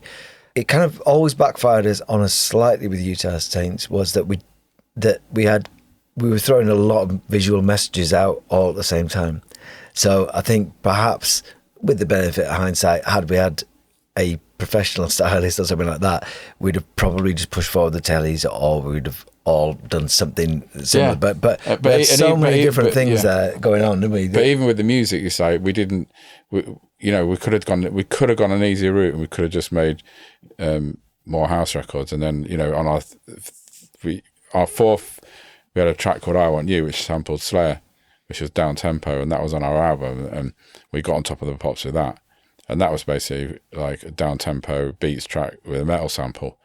In fact, we're probably more proud getting that on Top of the Pops than we were with the other ones. Yeah, and that was kind of abusing our position on having three kind of top tens with a few dance records, and then so the fourth thing kind of just slipped into the charts. We got on Top of the Pops with it, but it had a Slayer sample, so we were kind of really proud of that because it shouldn't have been there. And it was like we did have imposter syndrome, but it was cool for us, but it confused people a lot. So people were like, a lot of dance heads were like, oh, these are not an underground dance act because they're kind of commercial pop band, and people kind of didn't know where to position us. And we've always kind of been in that position to this day because we've kind of flitted between different things. But that's not been intentional because to follow trends, it's just like goes right back to our heritage of being into a lot of different music. And I do think now that that's come full circle because the iPod generation and the shuffle thing is that now you've got kids who listen to, drum and bass next to house, next to indie. And back in the day, you kind of were in a camp. You're either in dance music or you're in indie or you're in Britpop. And it's kind of made people kind of a bit more diverse on their musical. Yeah, that is an interesting thought. I mean, I do often wonder about how people discover things, and I think there is something to be said for that sense of belonging to a community. Maybe because I'm hesitating because it also sounds like something that can other people. Where you get, I'm a punk. or disco sucks, that kind of thing. Where it's like, that can be bad, but I think it's now there's so much music and so much availability. It sort of blows my mind that people get into anything with the amount of choice that there is. Yeah. And so maybe we need like a little bit of a, hey, this is this night that's just about this one thing. Yeah. I don't know the answer. It's sort of, but I do wonder because I worry about things like clubs and communities and music scenes and all of this, and it needs to be well fed to live, doesn't it? Yeah, it does. I think it may come back to authenticity, and it may come back to gatekeepers, and it may come trusted gatekeepers who'll go, right, this is something you should see, and then you go and see it.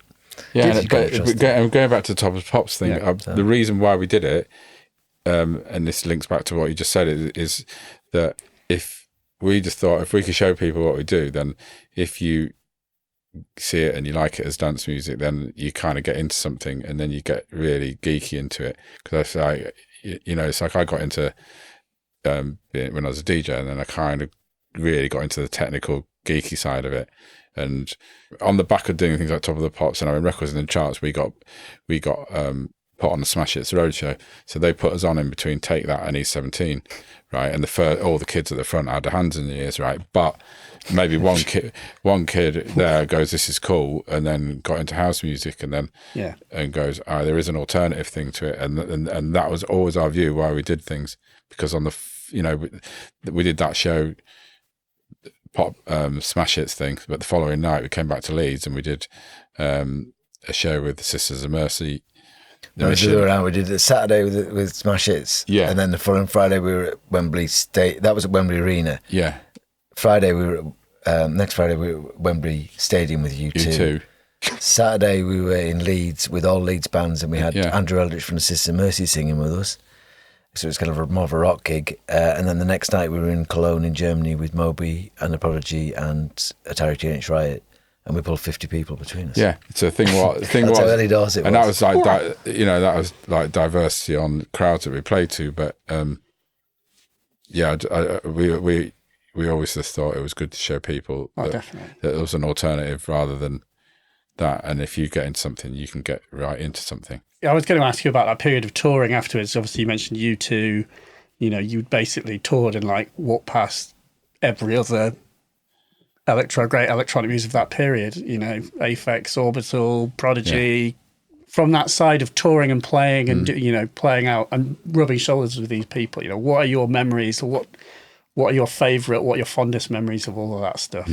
I think for a really pivotal moment was that when I was in the band named DMA, we toured with the Shaman before either of us had big hits. And the Shaman are amazing. And because of what they were doing, they were trailblazed for so many other bands. And quite often, as music history gets written, it doesn't always, for me, put them in a position where they should be. But I toured with the Shaman, and then a lot had happened to both bands, NDMA and the Shaman, and we'd gone off and done other things. And then we got offered, then Utah's had a couple of hits, and the Shaman had a couple of big hits. And we ended up on tour in America for a couple of months around the States. And I can remember walking into, I think it was Webster Hall in New York, and seeing Colin from the Shaman. And we're very different people, but I think, but we've got a lot of commonality with music and things like that. And I can just remember going up to him and giving him, I hadn't seen him for about 2-3 years, but so much had happened to both bands. And I can remember going up to him and we had a hug, and we didn't really need to say anything because we knew what had happened to both acts. And we'd suddenly got into a position where both acts were kind of legitimised, and we'd had some success. And finally it felt like both bands were finding our audience. But yeah, you're right. On top of that, we do a rave in Scotland with Carl. I was telling my kids the other day about, we do a rave in Scotland. And I can still remember Carl Cox coming on after us. And then we do, then we go to LA, and the American record company were really trying to make some synergy between Utah's and Nine Inch Nails. So we ended up at a big party in Los Angeles, and I'm there with Trent Resner had been shown around his studio, and he's shown me the Mellotron that was used on Strawberry Fields Forever and stuff. I remember that in his studio. He built this whole studio in a house up in the hills. And then we'd come back, and as Tim said, we'd do a pop thing. And so we were pretty confused ourselves, but it was kind of working out in that the music industry is actually a bit smaller, and there's a lot more crossover than people might imagine. So even though there is room for a community of just punks or just ravers or just R&B people or just hip hop or whatever, even though there's room for that, there's so much crossover between acts, and this that everybody ends up meeting people eventually. And to kind of when I was about 18, I was in the Zap Club in Brighton, and Alan McGee was there, and before he signed Oasis, but he'd signed Primal Scream at that point. And I thought, that's Alan McGee, I need to go and talk to him because he'd been in The Enemy and stuff like that. So I went and talked to him, and he gave me two bits of advice which I haven't forgotten. One is, he said, the music industry is really small. There's about 3,000 people in it at that point. And he said, it's inevitable we'd have met. He said, if you're going to make a career in music, it's inevitable we're going to meet. And the second thing he said is, never forget, music is just about opinions. And I've kept both those bits of... it's just about opinions. Yeah. So everyone's got one. Everyone's got one. They have. Yeah.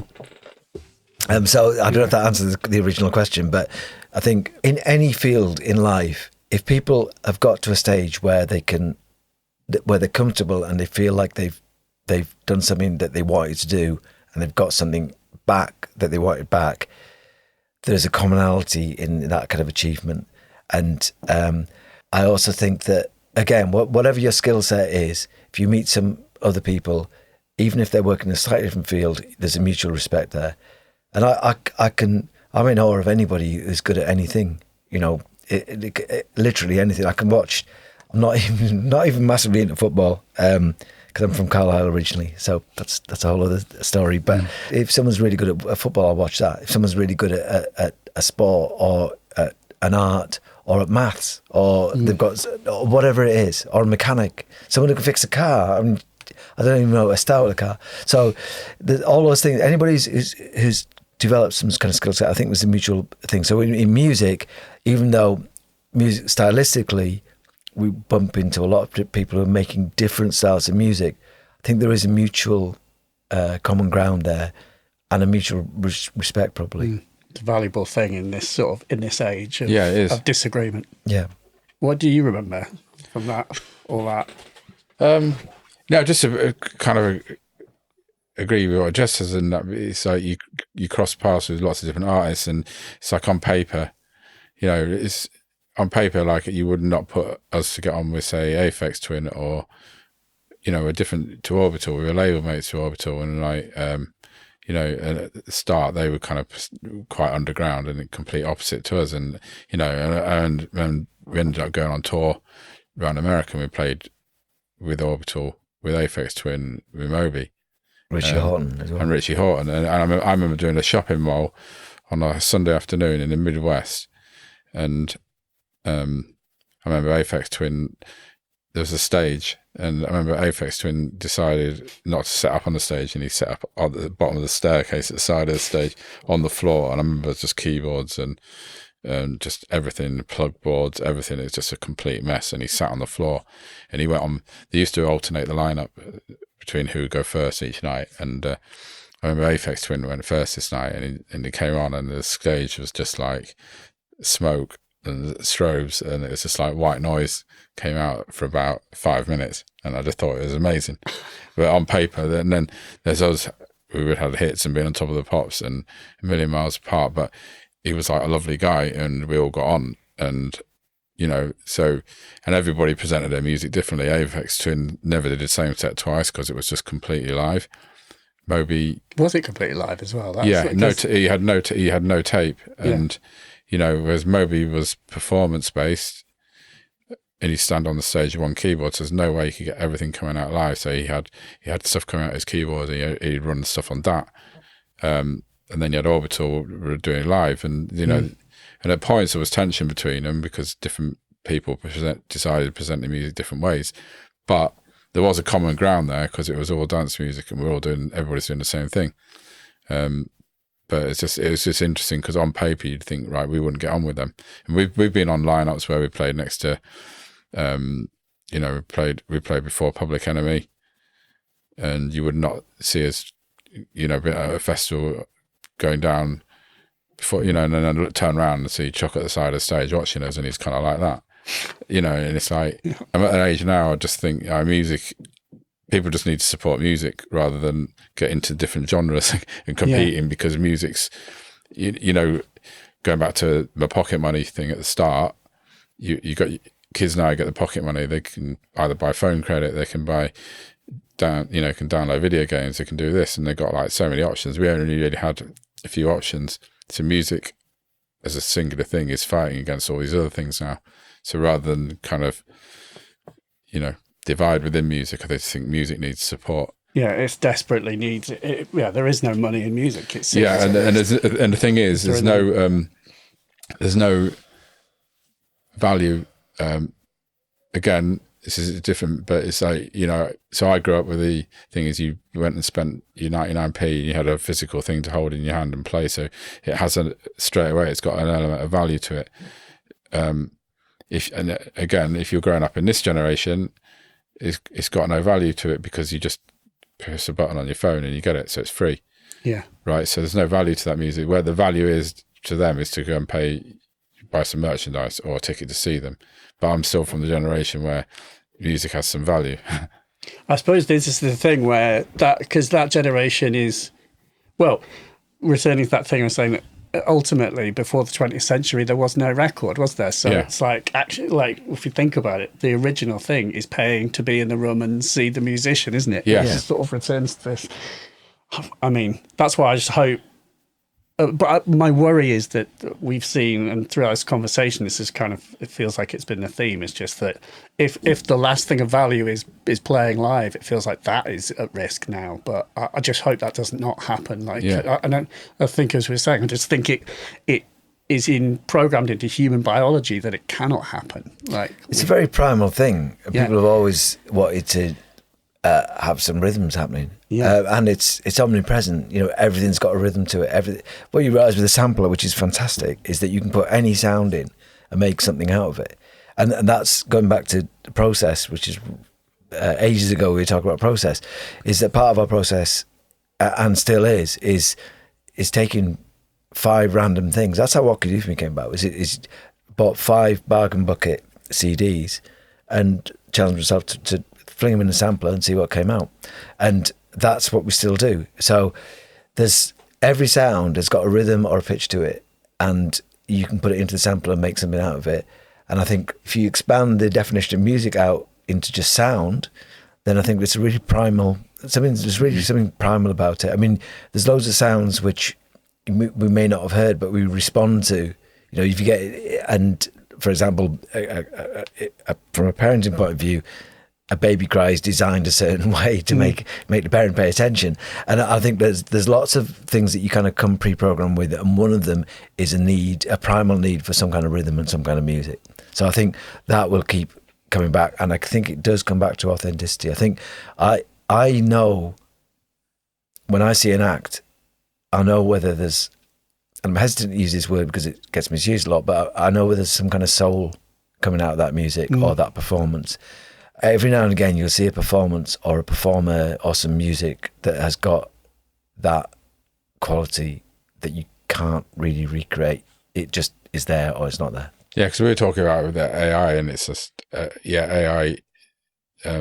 We've always been about embracing technology, but with AI, it's I think it's a great thing because there's some great things about it. But will it get to a stage where it can write better music than us? I don't know. But it might be the right technically better music, but as Jess said, it's about having some sort of soul to it. Does it take it being that the musician can be in the room with you? Is that not like, is that an aspect to it too? That it is possible to go into a room with you guys and see, at least hear the music be played? Is that the important thing as well? Because you don't get that with AI, do you? You're going to get this, Well, I know. Yeah, and everything is about, so when going back to DJing, right, you could have AI select what plays next, but when you're in a room and you've got a crowd in front of you and you're DJing, and it's like there's something inside you that makes you want to. Because I always say with DJing, it's like the most important thing is the record you play next, and if you've got any skills on the decks and make it sound better, then that's cool. But people only care about what comes out of the speakers, not how you deliver it. And that's a bonus. And yeah, so it's just about the next record, and that's can only come from a feeling inside. And going back to with the original records, everything was made, like we say, on limited technology. So we had to make something work with what we had. So we'd have a sampler that only had 10 seconds or 15 seconds of sampling time. So you're really creative with what you do. Whereas now, for example, if you set AI to make a record with a Kate Bush sample, and you kind of briefed it on all these different elements that it need to have to make this record, could it make something good? Or would it make something better? And because with something good, for example, just a little thing is as Jeb was saying earlier about the timing of the Kate Bush sample. If we'd have made something good today, we may have not done the ooh I bit on it, because that was pitch bend on the keyboard to get the sample running in time, because we didn't, because now you put it in Ableton and you set your warp markers. Yeah. You can stretch it out. Yeah, and you stretch it out and it run in time. Whereas that happened purely by accident, working with limited technology. And would AI have decided to stretch it out? No, because AI would have warped it. So there was this quote that's been floating around I saw online this week of like the distinction with, I think it's Guillermo del Toro said that he was like, is the key distinction with AI products is ask yourself the question of what would you be willing to risk to go see it, and if we're thinking about like raves, the people were willing to risk all kinds of things. Yeah. And certainly, risk a full tank of petrol and maybe getting in trouble. There was a great element of risk and fun. A friend of ours is a DJ, went to prison, Rob Tezera.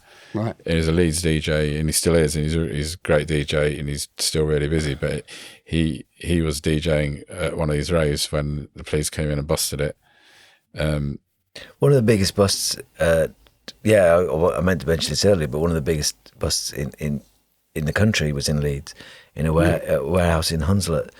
And when it was on the ITV news, as it was then, and when you had 4 channels, and only 2 news at 10s kind of thing, so half the country would have been watching it. And there was a warehouse just in Hunslet, and they'd done some flyers, someone set up a sound system, they'd broken into the warehouse, which was wrong and illegal, and then they put a load of flyers out, and 850 kids basically turned up, and all of them got arrested.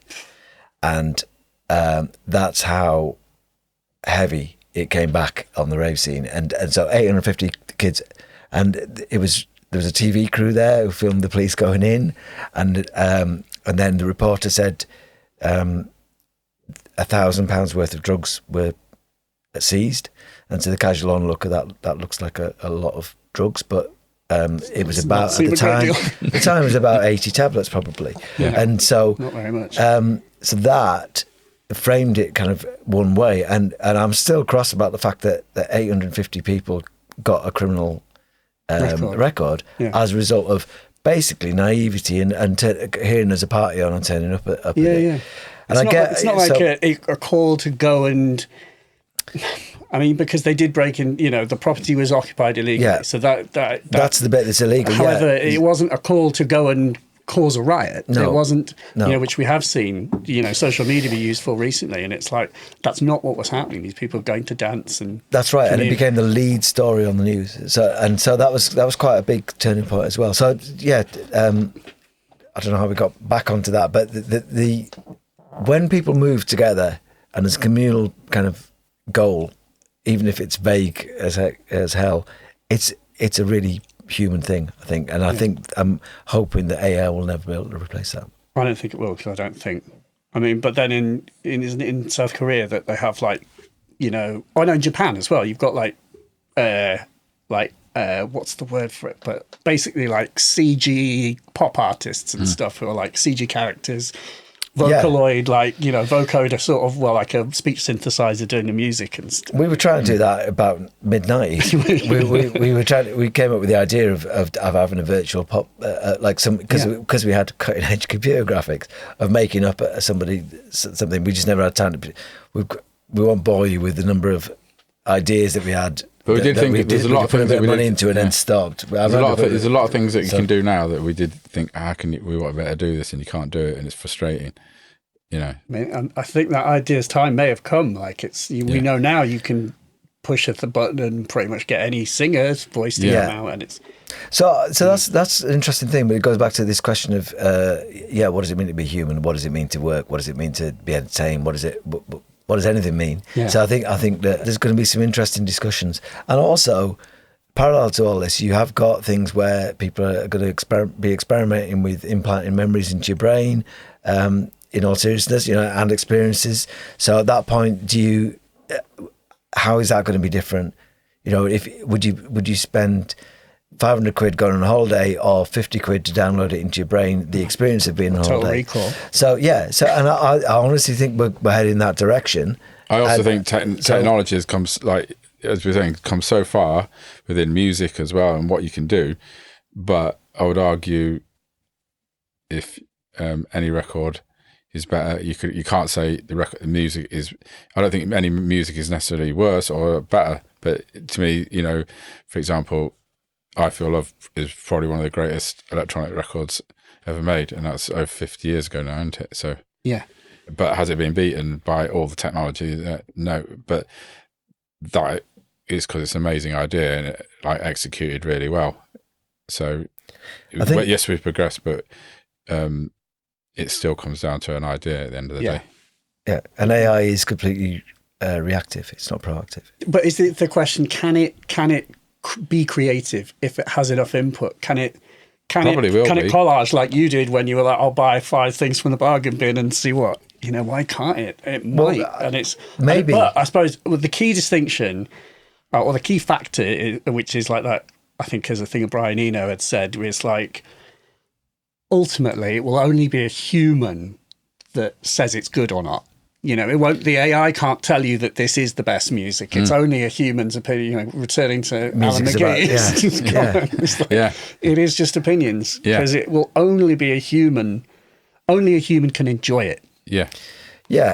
So if that's the function of music, so so then you can get into another discussion about how we use music and what we use it for, and what is music? So and that varies around the world even, and it's varied over time. It varies around the world, and AI is reactive. So if we've just been reacting to we were reacting to all the music around us, but there was something that we threw in the pot to make it stick out a little bit. That's the bit that's maybe missing from AI. Final question, which we've been talking about, but I'll put it to you as a new question, is what then do you think is the future of music technology? Or what would you like the future of music technology to be?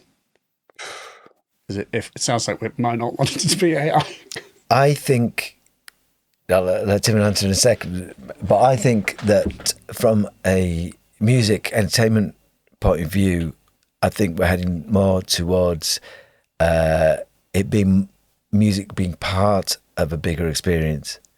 So I think that we'll be looking at I think Salt's gig at the Drum Sheds was really interesting because they took a 15,000 capacity venue, put so much stuff in it, they could only get 2,500 people in, but they built their own sets in there. They had different things happening, and so it was part music, part theatre, part performance, part audience participation, and to do things on that kind of scale, I think is really interesting.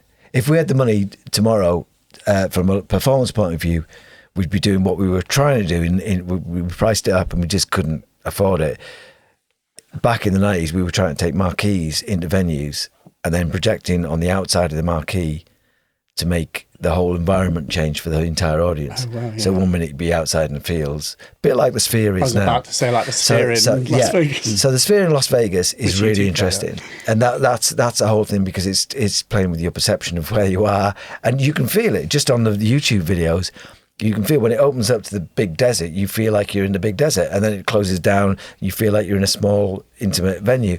So I think performance-wise, that's where it's going. Tech-wise, in terms of making music, I think it will just keep progressing the way it has. It'll always need a human thing in there. Maybe it'd be great if you can start literally thinking about things and then the tech just starts doing it. So if there's some way of, and it sounds ridiculous, but then all tech sounds ridiculous until it happens. Yeah. But if there's a way of thinking of something and getting that sound in your head out and getting the tech to make it, then that would be amazing. I'd love that. No, I agree with that. That would, for me, be the future, because so when the first time I went into the studio, going right back to the conversation, as you said, did you have any idea what you're doing? I didn't know how to work the equipment.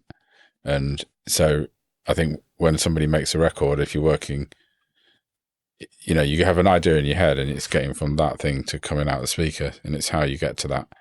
And the equipment and the engineer and everybody in the room is like a link in between it. And so you got your idea and the final thing. And it's, as Jess said there, thinking of a melody in your head, and the melody bit had come out. And I know, like, because I was seeing the other day about people talking about the iPhone, where you can kind of just look at the screen and it's kind of caught your eye. Oh, does it watch your eye? Yeah, and it can move the thing, and it's like that's so that's coming. So I guess we're not a million miles away from being able to do that. Brain to techno interface. Yeah. I'll buy that for $1.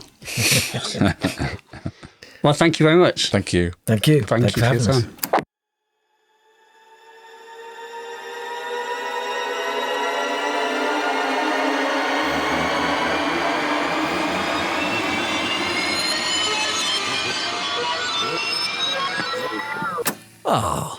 Thank you, Jez and Tim. What a wonderfully calm and lovely group of people they are to talk to. And I was really, really pleased to do this in Leeds, in person as well. I didn't really mention that at the start, but in case you listen to that, we actually are in a studio together. And if you watch on YouTube, you can actually see us talking. And there are a number of things that I've been thinking about that conversation since we had it. 3 things, actually.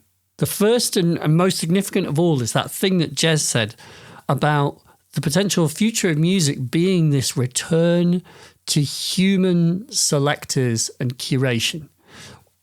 Although I would be wrong to say return, in the sense that obviously that's not a thing that's gone away. There are DJs are still hugely important. Like, tastemakers are critically important. They always have been. But that we can recognize that algorithmic curation is a new phenomenon and is in direct competition to human curation. And his idea that we will return to more human curation, that people will crave that, I want to believe is true.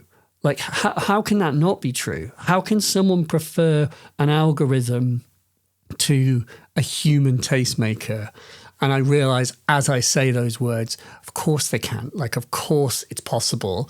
That I discount nothing at this point to say that everything is possible. Like, having seen the things that ChatGPT is capable of, like, outputting despite its errors, having been played with this Google Notebook LM recently, Google Notebook LM, which lets you upload PDF manuals and then query the large language model about the manual, ask questions about the gear that is in that manual and have it give you nice digestible answers. Like, these things are really starting to be useful. And I know that a thing that is algorithmically able to say that, hey, I've looked at everything that anyone, all the people who listen to Aphex Twin also, statistically listen to this artist as well. You'll probably like what they do. Like, yeah, absolutely. I want to have access to that. But I also been thinking about ways to try and educate myself and feed my brain a little bit better in terms of music curation, and I've been thinking, where am I going to go to get that? Like, I kind of don't like a lot of what has happened with Six Music, where a lot of the DJs, like the quote unquote good DJs, have been sort of bumped into the like midnight shifts, and I'm like, I don't want to have it on during the day anymore. And so one of my things that I like, my kind of half solution to that had been like Mixcloud. You know, on Mixcloud, there are a lot of amazing historic mixes, amazing things like, you know, the Deck Mantle podcast, and then, you know, like Essential Mix, Radio 1 Essential Mixes from the 90s and sort of historic-y things.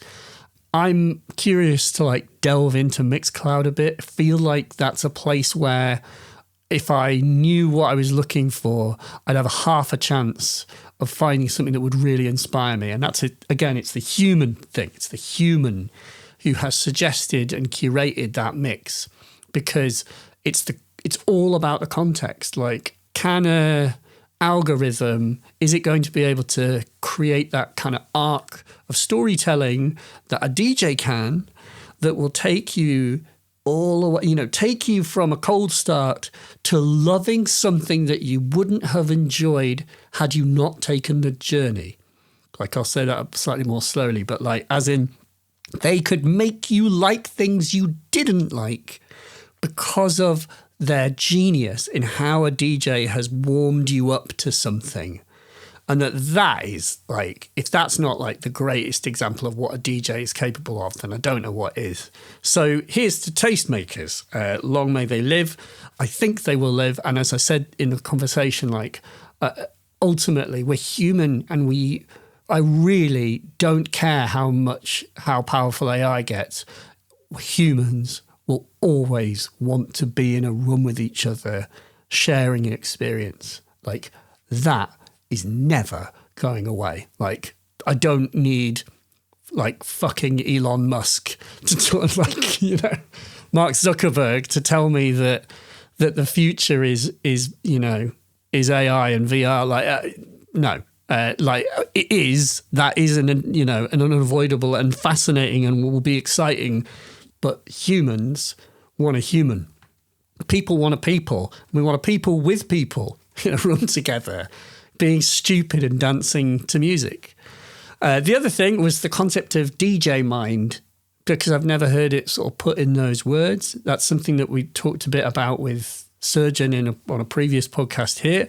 But like that idea that, like, you know, the skills that a DJ brings to bear, the idea that you don't want two bakers in a bakery that can bake. You want one who's a baker and the other who knows how to market the business. And that's, I think, a really interesting way of thinking about how duos work in electronic music. And like, obviously, like I know that the Two Bears are like that. I'm sure there are many others. I would love to speak to people like the Chemical Brothers. If you're listening, get in touch. We can talk about that. And I've thought endlessly about the mad thing of getting the call on Sunday that you need to be on Top of the Pops on like Wednesday for a broadcast on Thursday. So you need to have your shit together by Tuesday. You know, you're like, like, and how being thrust onto the national stage like that, it's interesting to hear them say that they might not do it that way if they could do it again. But hey, what a ride it must have been, and what fun they had and are having. So check out the new record. Well, the anniversary record. It is eponymously called Utah Saints. And so, it's like a double CD. It is stuff full of brilliant music, including the singles that you know and love. And it's just a lot of fun. Like, it's lots and lots of fun. I dare say it may be on streaming services, but I would be remiss not to say there's a CD, double CD, and an LP, double LP as well. The KLF called them the first true stadium house band. And that's the KLF. So they know what they're talking about. Thank you, Jez and Tim, for so kindly speaking to me. I really enjoyed talking to you. And good luck and Godspeed to you. Thank you, Matt Milligan, for editing this episode. Matt has done a wonderful job of editing the last couple of episodes, including the one with Tom Oberheim. If you didn't get a chance to listen to that, that's a chance to just speak to like a living legend about the whole thing of like developing a legendary synth brand. Oberheim, that is. So please have a listen if you haven't. Sponsor on Patreon if you can, patreon.com/myloudmelodies, in order to help ensure the continuation of Bleepage. If you've been enjoying this, and tell your friends in any case. That is free and helps me massively. Feel free to share this with some thoughts. And we will see you again soon. Thank you so much for your attention, and I bid you adieu. Utah!